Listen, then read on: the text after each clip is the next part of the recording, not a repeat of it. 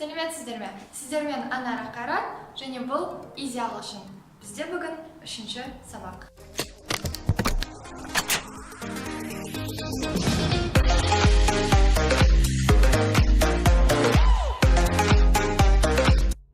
Алдыңғы сабақта біз жай сөйлемдерді құрап үйренгенбіз, және де 4 түрлі етістік жаттағанбыз.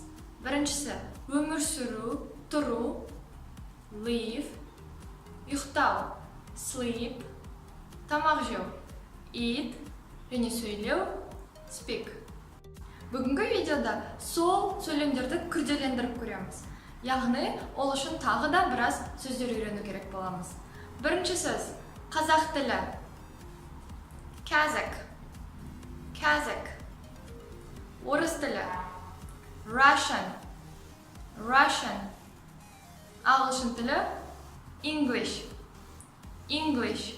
Және біраз қалалардың аттары, мысалы Тараз, Алматы, дәл өз қалпында айтыла береді.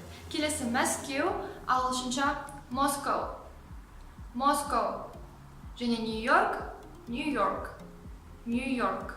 Тағы бізге керекті сөздер банан, алма, және деген сөздер. Ағылшынша бананның көпше түрін алайық. Bananas. Яғни ағылшын тілін мектепте үйренген болсаңыздар, көпше түрі S жалғану арқылы жасалатын білесіздер. Bananas, bananas. Алма, apple. Алмалар, apples, apples.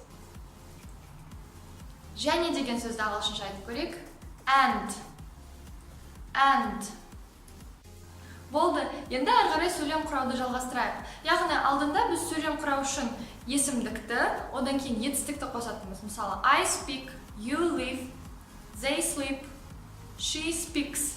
He she'тта S жалғауды ұмытып кетпейміз, иә? Және де енді бүгінгі өткен сөздерді артынша қосайық. Яғни сөйлемдегі орын тәртібі ағылшын тілінде бірінші орында бастауыш, екінші орында баяндауыш.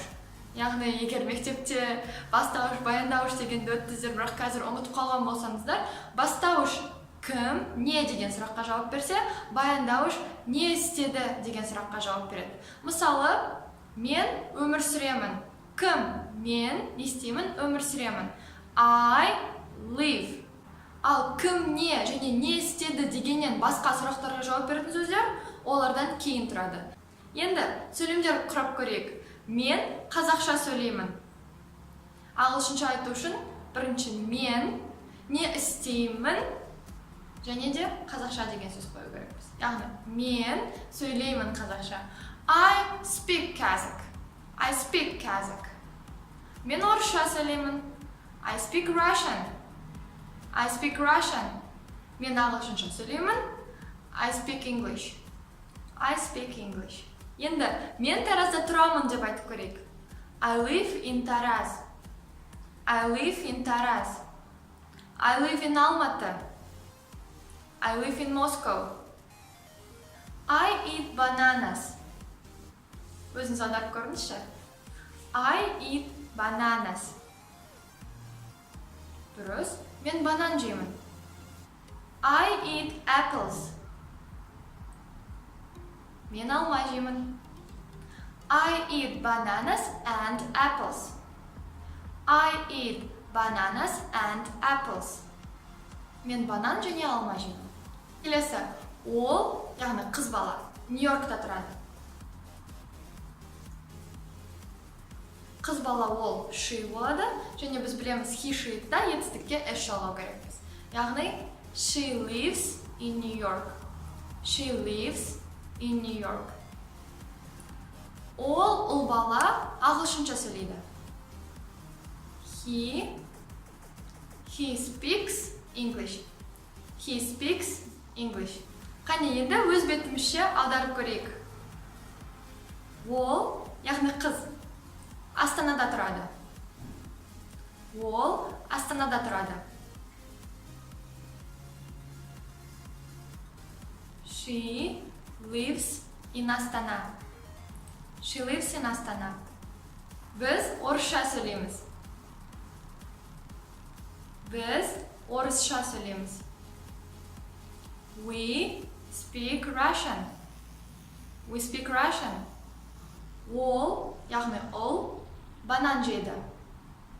Ол, банан жейді.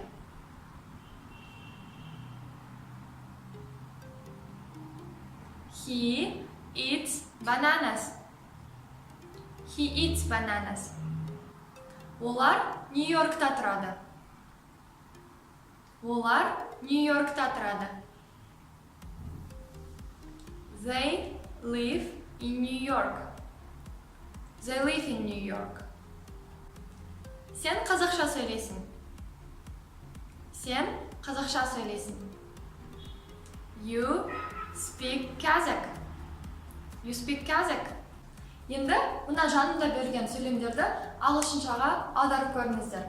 Жауаптарыңызды комментарийде жазыңыздар.